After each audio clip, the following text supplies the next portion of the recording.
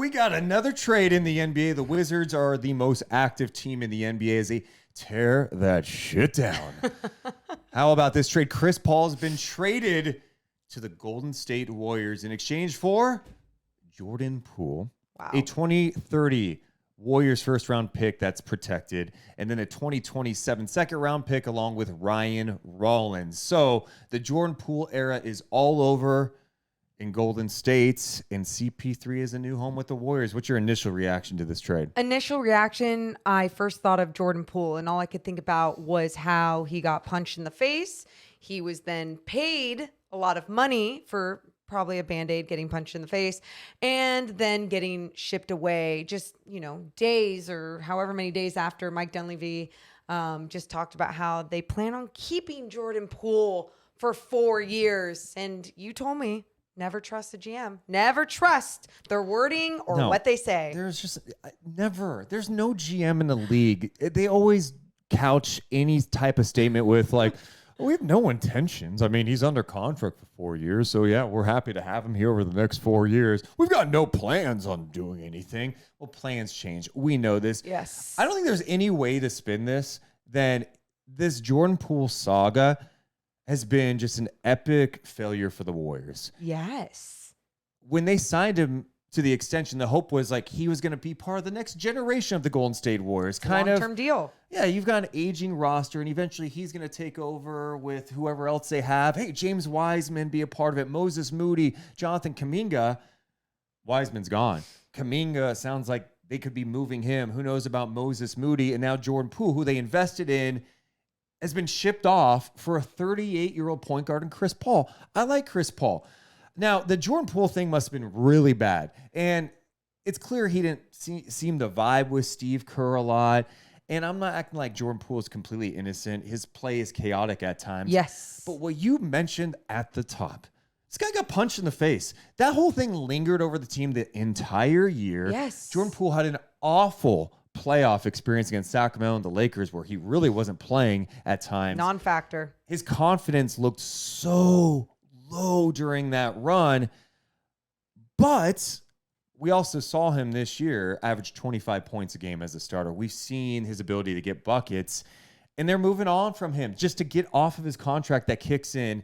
The Warriors take his deal on. It's $27.9 million this year. After that, 30.1, 32.3, 34.5. I say all that to mention, I just don't think I'm out on Jordan Poole. I still think he'd be a productive player in the NBA. He may not be a franchise centerpiece. I don't think that, but I still think he can help a team. He's going to be 24 years old, right? And with the Wizards, and I mean, whether you want to call it chaos or it is their strategy, they're breaking things down.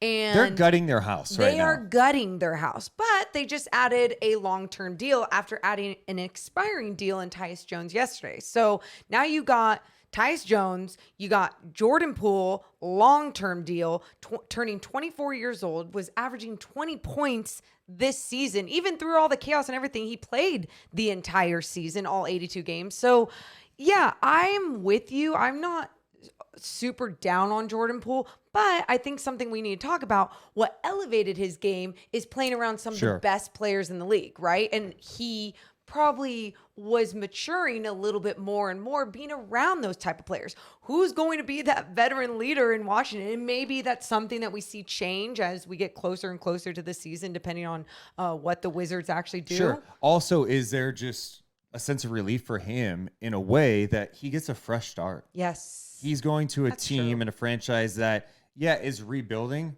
but is trusting enough to bring him in on that contract and say, all right, go do your thing. It's going to be, hey, we're rebuilding here, but we want you to be a part of what we're building here. If you're gutting a house and redoing it, what part of the house would he be? Obviously he's not a new kitchen. Jordan Poole's not a new kitchen. No. He's because like a new kitchen is all the value. That makes the house. You know what? He's like a new half bath. You know that. You know, like where he's like not a the good half primary. bath. He's not the primary bath. Does that half bath have a bidet? No.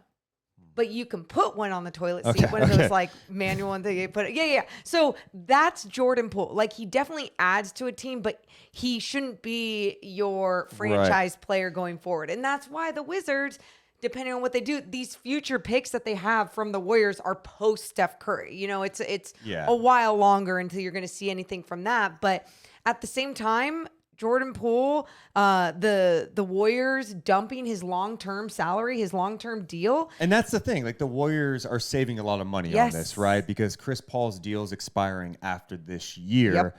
So the Jordan Poole era, even though you get off the contract, I don't think anyone could say, oh, this is a great day for the Golden State Warriors. It's like, dude, you just traded a young player that you thought was part of your future, and yeah, you get off his deal, but it's unfortunate that it ended this way because you wanted him to be a part of things long term. And so now you got Chris Paul. You got a 38-year-old. You're adding more vets to your squad. And I'm sure Draymond Green had a little bit to do with that, with saying, hey, I'm going to re-sign if you guys get rid of the guy that I punched in the face because I'm the victim.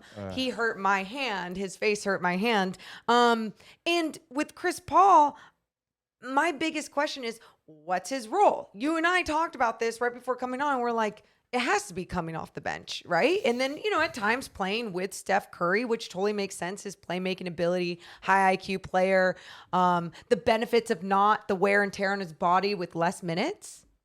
Something that I thought the Suns should have done a better job of, but they didn't really have a ton of options behind him that they felt comfortable with. And so they played him a lot of minutes, and he gets banged up. And I know he takes great pride in his conditioning and the work he puts in the offseason, but it seems like late April, May, the guy gets banged up and he's not playing in the playoffs, right?